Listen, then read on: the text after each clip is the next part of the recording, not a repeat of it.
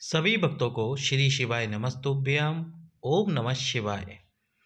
यदि आप किसी ऐसी उलझन में उलझ गए हो जिससे बाहर निकलना बहुत मुश्किल हो गया है आपके लिए, कोई बहुत विशेष मनोकामना है, मतलब इतनी विशेष कि आप चाहते हैं कि शीघ्र अतिशीघ्र ये पूर्ण हो जाए, या फिर आपको कोई भारी रोग हो गया है और वह रोग समाप्त होने का नाम नहीं ले रहा है, आप डॉक्टर की दवाई प्रॉपर खा रहे हो फिर भी ठीक नहीं हो पा रहे हो, तो डॉक्टर की दवाई भी खाइए और ये एक छोटा सा उपाय भी करके देखिए। उपाय करने में क्या जाता हमारा, कुछ भी नहीं, तो ये उपाय ज़रूर करके देखिए। किस प्रकार से करने हैं 7 जनवरी 2025 के आपको ये सभी उपाय आज हम आपको इस वीडियो में समझाने वाले हैं।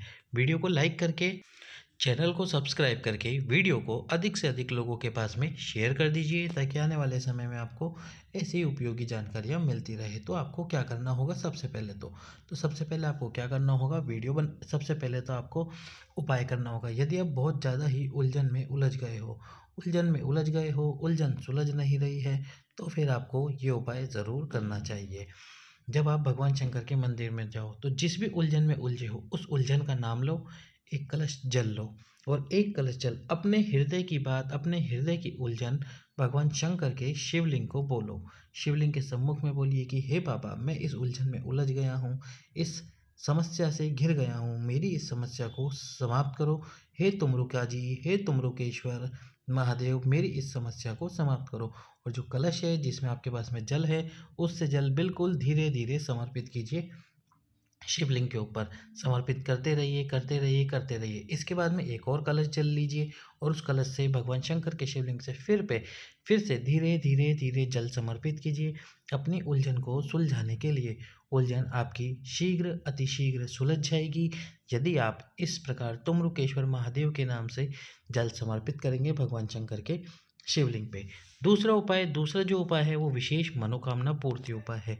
यदि आपकी कोई विशेष मनोकामना है और वह मनोकामना पूर्ण नहीं हो पा रही है, उस मनोकामना को पूर्ण करने के लिए, या मान लीजिए आपकी कोई ऐसी कामना है जो बहुत समय से रुकी हुई है, आप उसको पूर्ण नहीं कर पा रहे, तो आपको क्या करना है, एक तो दीपक ले लेना है, मिट्टी का ले लीजिए दीपक। अब इस दीपक के अंदर या आप आटे का बनाना चाहे तो आटे का बना सकते हैं।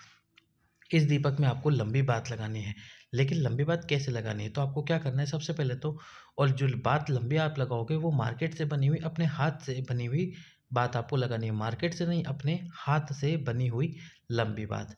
तो सबसे पहले तो आपको रुई से 2 लंबी बात बनानी है। 2 लंबी बात बनाकर उन दोनों बात को अपने हाथ पर रखिए और हाथ पर रखकर दोनों को एक साथ मसलना शुरू कीजिए। जैसे आप दोनों को एक साथ मसलोगे, दोनों बात थोड़ी देर में एक बात के रूप में परिवर्तित हो जाएगी।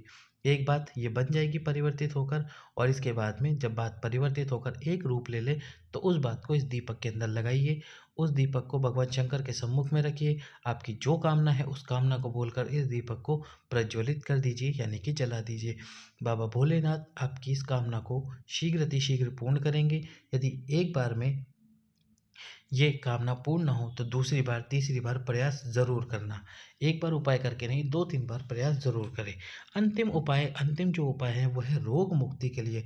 यदि कोई बहुत भारी रोग हो गया है और समाप्त नहीं हो रहा है, तो भगवान शंकर के शिवलिंग पे कुंदकेश्वर महादेव के नाम से जल समर्पित करो। कुंदकेश्वर महादेव के नाम से जल समर्पित करने के बाद में वो जल शिवलिंग से नीचे गिरे तो उस जल का आचमन करो।